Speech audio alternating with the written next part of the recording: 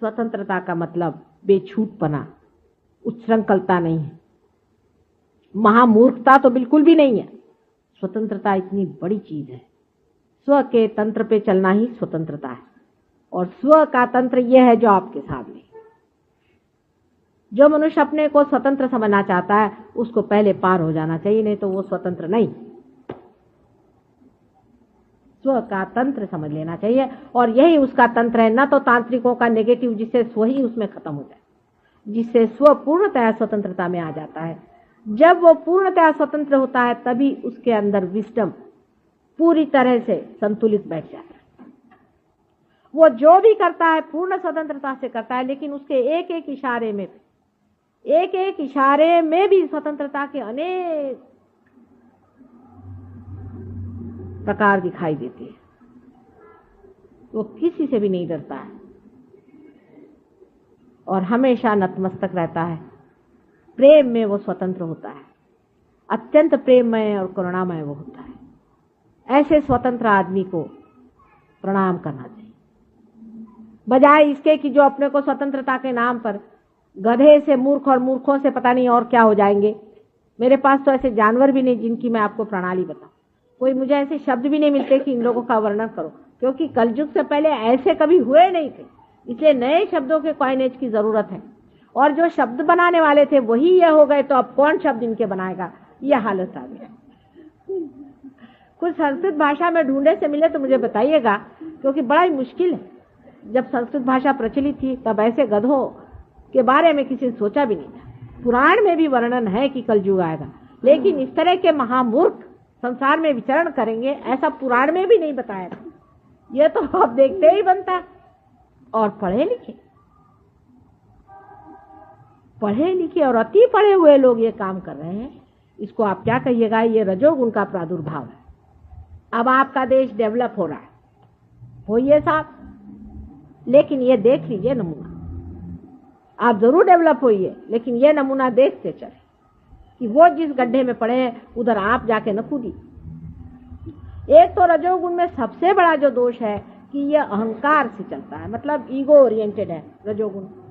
जब ego orientation शुरू हो गया तो अहंकार ऐसी चीज है कि उसमें आदमी जो भी करता है उसमें अपनी बेवकूफी वो देख ही नहीं सकती, या कुछ भी करता है वो बिल्कुल सही, क्योंकि उसमें अहंकार तृप्त होता है। अपने यहाँ रामायण में बड़ा सुंदर वर्णन है कि जिस वक्त नारद मुनि स्वयं ही एक चक्कर में पड़ गए थे, ऐसे ही चक्कर है ये रजोगुण के चक्कर है। इसको समझने के लिए अपने को देखना चाहिए और कहना चाहिए कि हे भगवान, ये मेरा अहंकार मुझे गधा बना रहा है। और अहंकार आपको गधा बना के इतना छोड़ देता है कि अंत में वो आप घबराहट के मारे ही उसको गधे को अपने ऊपर लिए चलते, क्योंकि ईगो ओरिएंटेड है, इसलिए बहुत ज्यादा डेंजरस है। अगर ये ईगो ओरिएंटेड नहीं होता तो इतना डेंजरस नहीं बैठता, क्योंकि मनुष्य कभी भी अपने को गधा कह नहीं सकता। सब दुनिया पे हंसेगा, लेकिन खुद ही अपने सर पे गधा लेके चल रहा है उसे नहीं देखेगा। ये ईगो की विशेषता है।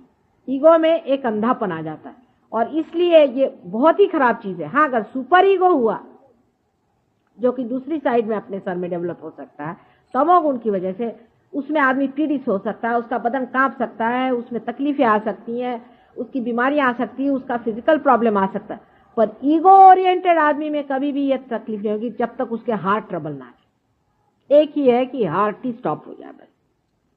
ईगो ओरिएंटेड आदमी को कभी भी कोई भी इस तरह की चीज नहीं मिल सकती है जैसे कि तमोगुणी की रुकावट हर समय हर जगह होती है। तमोगुणी एक तरह से बेचारा ज्यादा ठीक है, क्योंकि कम से कम उसकी ठोकरों से वो बचते रहता है। समझ लीजिए अभी यहीं एक देवी जी बैठी हुई हैं, इनको बाधा ने पकड़ लिया। वो एक किसी आदमी के पास गई, उनसे जाकर उन्होंने कुछ तंत्र मंत्र करे, बाधा ने पकड़ लिया, भूत ने पकड़ लिया, तो उनका बदन ऐसा ऐसा ऐंठने लग गया। चलो भाई छोड़ो।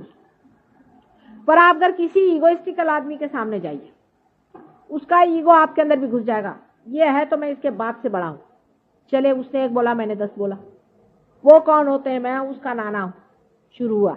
वो जितने गधे उसके आप डबल नाना गधे हो गए, और उसमें उसके साथ में एक और बीमारी लग जाती है जो बड़ी ही सूक्ष्म है, जिसको समझना चाहिए। यश बेटा, उसमें एक बीमारी और लग जाती है, यश, सक्सेस। उसके साथ अगर सक्सेस लग जाए तो बड़ा ही प्रॉब्लम हो जाता है। फिर तो आदमी को गधे पे से उतारना असंभव है।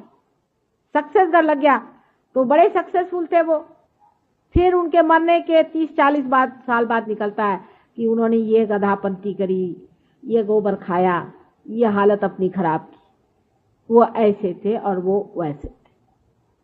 तो लोग कहते वो तो ऐसे होंगे नहीं, क्योंकि ईगो में आदमी कुछ भी कर सकता है, कहीं भी जा सकता है, कैसे भी काम कर सकता है। बहुत से लोग हैं ईगो में अकल लगा करके और चोरी छिपे करते हैं, और कुछ लोग हैं खुलेआम करते हैं अगर एक्सपोज हो जाए। लेकिन सबके अंदर एक तरह की एक बड़ी दानव शक्ति कार्यान्वित